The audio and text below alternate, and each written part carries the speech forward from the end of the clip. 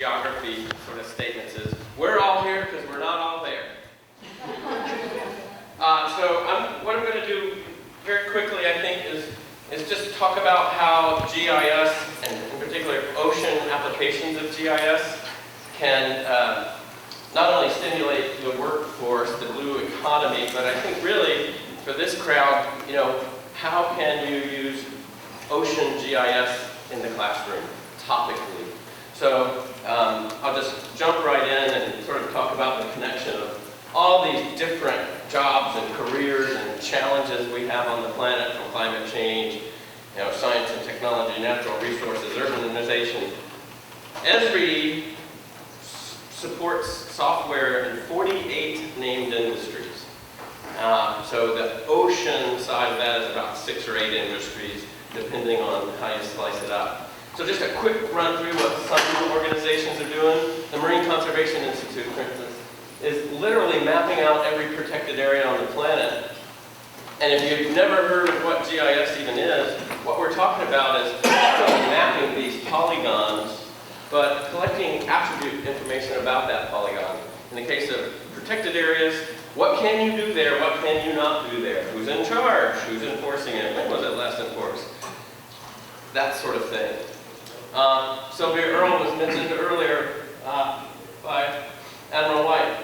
Sylvia Earle and the Mission Blue Alliance are starting to use GIS technology to map out Sylvia's hope spots.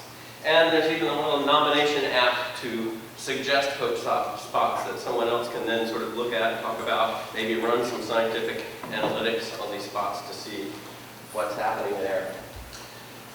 We have business partners doing work with data that's produced by the scientific community.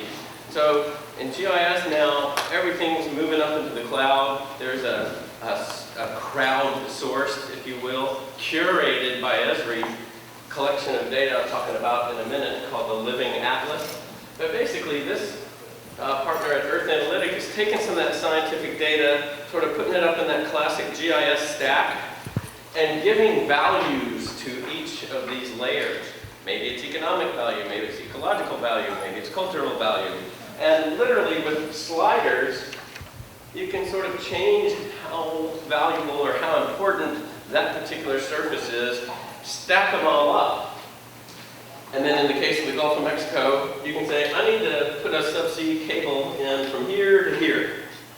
What's the least expensive path based on all those values? We call that least cost path. It's classic GIS. And then you can avoid sensitive corals or complex seafloor structures. Anyway, this is called smart footprint. And the utility companies and the energy companies are starting to look at Earth Analytics sort of, they basically package up a classic GIS process. NOAA,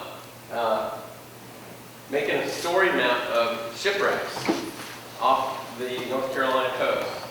Even taking humans down in 700 feet of water to discover a lost German U-boat that's still sitting there completely attacked, the U-576. And telling stories about that with BOEM, with commercial companies like Cardinal Point Captains here in San Diego, and nonprofits like Project Baseline. So this is discovery. I'm sort of doing a little what is GIS.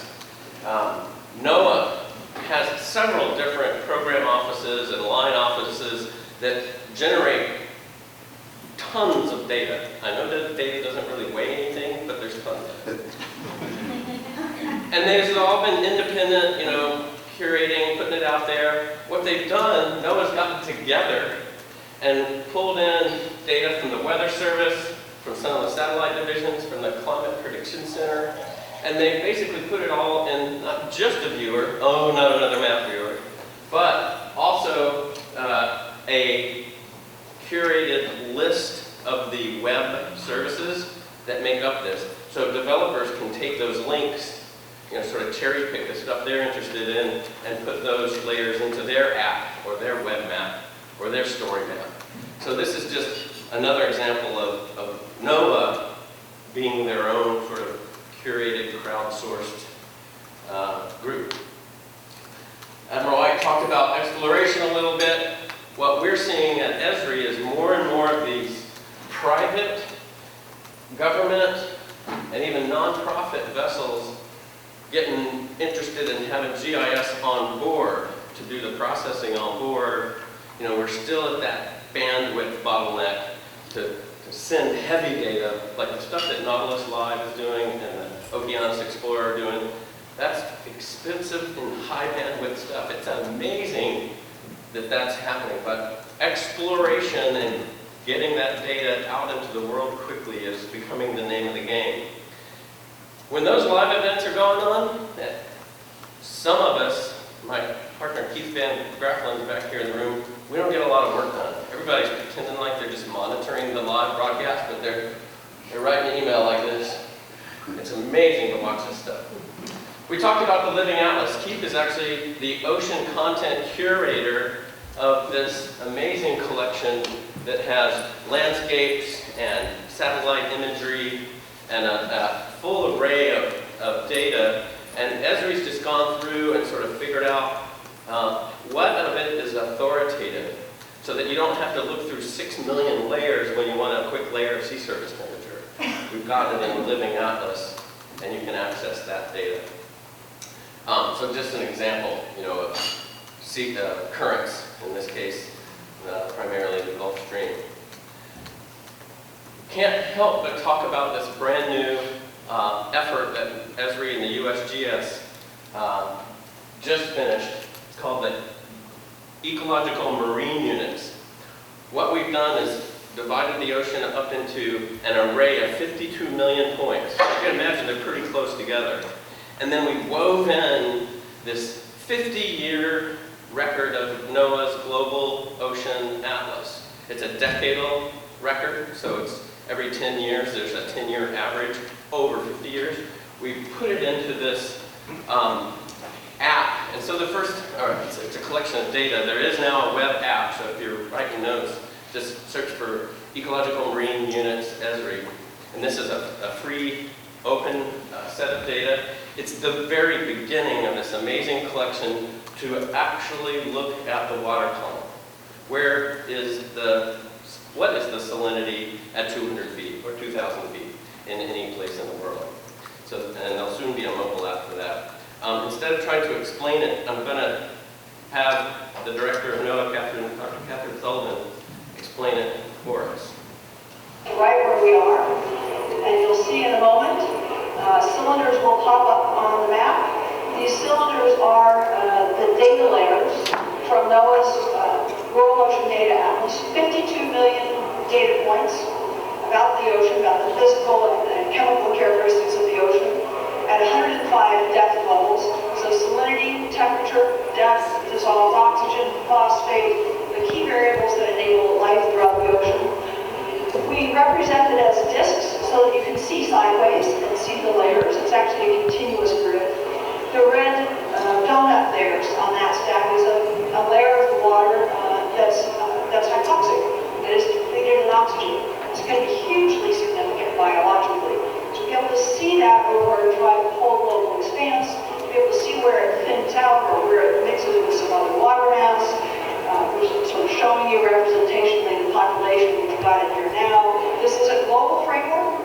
It right now contains the average of the entire World Ocean Data Atlas, a 50-some-odd-year record. The team will now go back in and start time slicing it and providing the ability to look at it in different dimensions. Right now, we've just got the very first initial framework established. I'll leave it at that. An amazing project. Again, this is a collaborative effort with the USGS as part of GOES, the Global Earth Observation. Every country as a representative, and Roger Sayre from the USGS is the United States representative, and he came to Esri with the ecological land units, asked for assistance, and we helped them do that. And of course, they finished the land, which was easy, and then we decided to take on the water column, which is incredibly complex. There are 20 major authors on a scientific paper that just got submitted to the Journal of Oceanography, if I'm not mistaken. And so that's under peer review now. Significant collaboration led on Esri's side by our chief scientist, Don Wright. Story maps. Let's get back to educational tools. Who's heard of a story map besides today? All right, who's made story maps before? All right, so this is just a fantastic means to tell a scientific story or any kind of story without going into the weeds about data formats and where do I get all this data. Basically, it's in the Living Atlas. It's your data on top of that.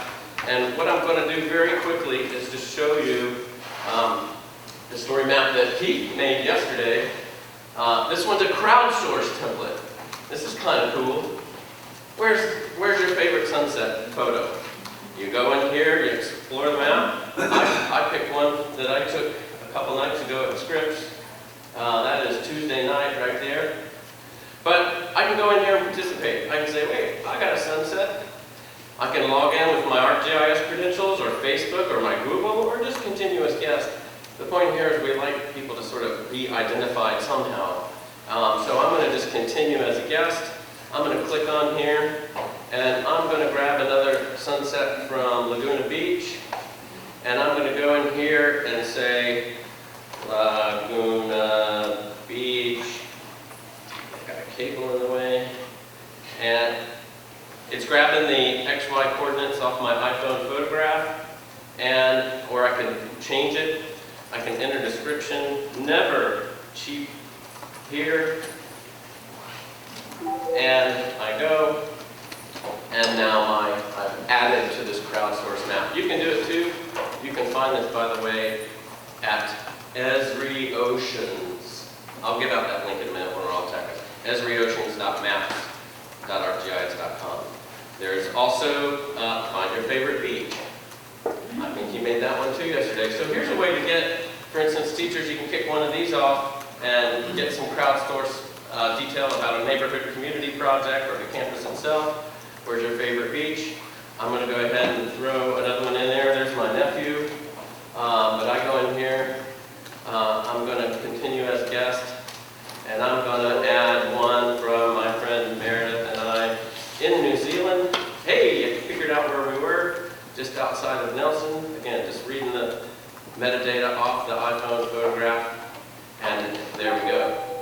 So I'll talk about that, how to find this stuff and deploy it in just a second. Let me get back to this PowerPoint. And what is GIS? Well, it's been around for 40 years or so.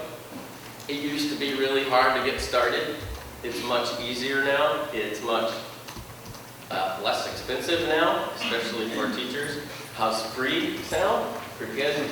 But basically, what it allows, we're talking in an ocean context, but it could also be anywhere. It allows citizens and nonprofits and the press, and hackers, schools, scientists to collaborate together using open data to democratize, if you will, geographic information. So, how about you all? Our president and owner, Jack Dangerman, was in a taxi cab on the way to the White House to talk about Obama's Connect Ed program. And literally in the taxi cab, he made a big decision. He got out of the cab and told one of my colleagues, we're going to give this away free to every school in the United States. So public, private, home schools, you can get an ArcGIS online account for free. It's pretty cool.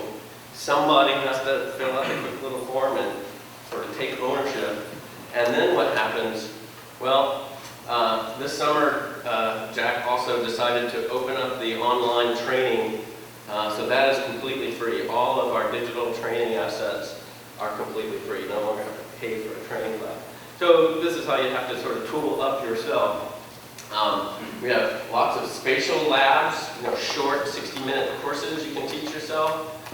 There's also a set of resources called geo-inquiries, and I think I have that tab up. Do I? Come on. I'll just do it this way. Geo-inquiries in a variety, I know it's hard to read, but environmental science, U.S. history, human geography, thinking spatially, and these are just little 15-minute quickies.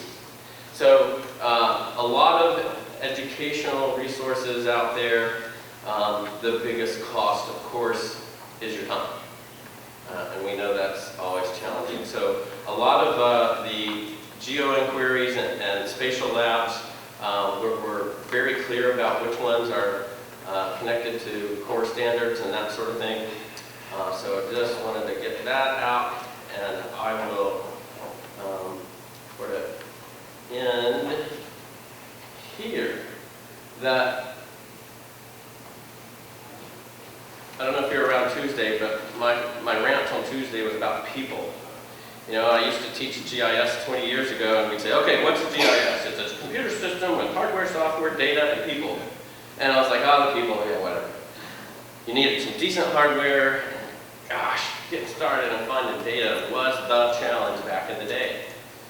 Now, pretty much any device can kind of handle it, unless you're still working on that 10-year-old, laptop. So, data with the Living Atlas and your free access, there is so much data to get started with. Really, all you would need to do is your, what we call operational data, the data you're working on at the school or in the community that's not in the Living Atlas. So we've got base maps and all kinds of stuff to get started with. So really, it's about people. As most of us have seen, most of our successes, most of our failures, and all of the in-betweens didn't get that way because of hardware or software or data. They got that way, successful or failure, because of people. And that's, what we know is up in our own game is the struggle. And we've never been so connected and capable to pull off this amazing stuff. It's out there for everybody instead of just with the oil companies and the utility companies and things like that. So, I hope I sped through fast enough. I hope that wasn't too much. What I'm happy to do, and to throw my colleague Keith right under the bus, we're happy to roam around and talk about how to get going with this stuff. I didn't have a big assignment planned, but it sounds, I see some faces doing this. Who's using ArcGIS Online? There's a couple. There's a third, all right. The story map thing is amazing. The story map thing is amazing. It's like the best teaching tool. So, what I'd really like to do is make Keith do a story map for us from scratch in front of everybody, but we won't do that because he'll get mad. But I have one question. So you're obviously offering a lot to teachers and anybody who wants to be informed, and free, so it's fantastic. How do you make it known? Given that, not every teacher is just coming out of his or her training and looking at all the technology. There are teachers in the system taught for many years and they have their own curricula. And how do they find out? And can you make it so that we can have some problem-oriented application of these signs? Yes. So this is a fantastic. It's not just a question. It's an observation. It's like, holy smokes! Whoop. Too much. There are about 16 of us on Esri's education outreach team. 3 or 4 of those dedicated to the Connect Ed program and helping teachers generate content. We've got a couple folks working MOOCs. So this year, in 2017, we have 6 MOOCs planned, and they're typically in the 8,000 to 10,000 enrolled in these MOOCs.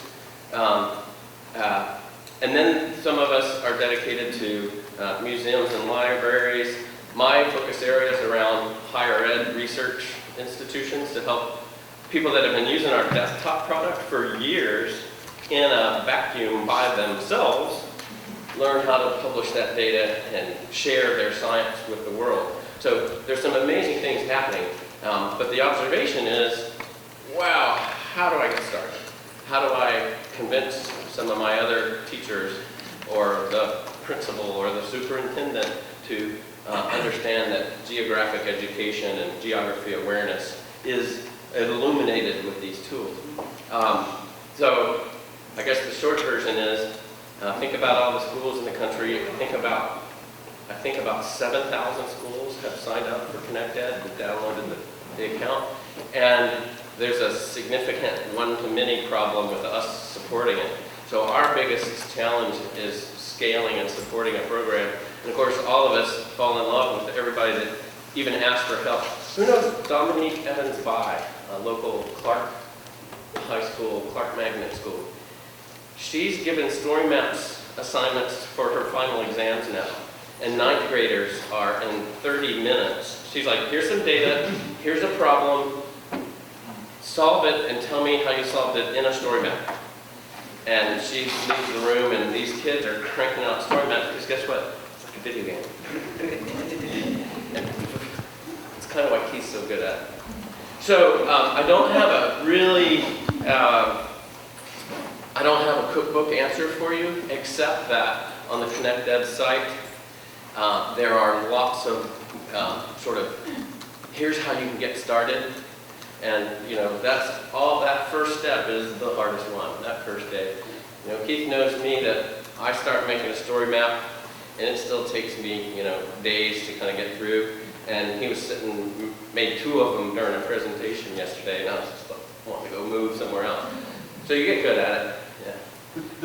Go ahead. There's also a wealth of resources at learn.arcgis.com. So there's, with an ArcGIS online account, we've got all these lesson plans that have been developed. The lessons are amazing. And the supporting data that's going to be out there continuously. So this is a resource for teachers to go to and check out and see if it's acceptable for their So you curriculum.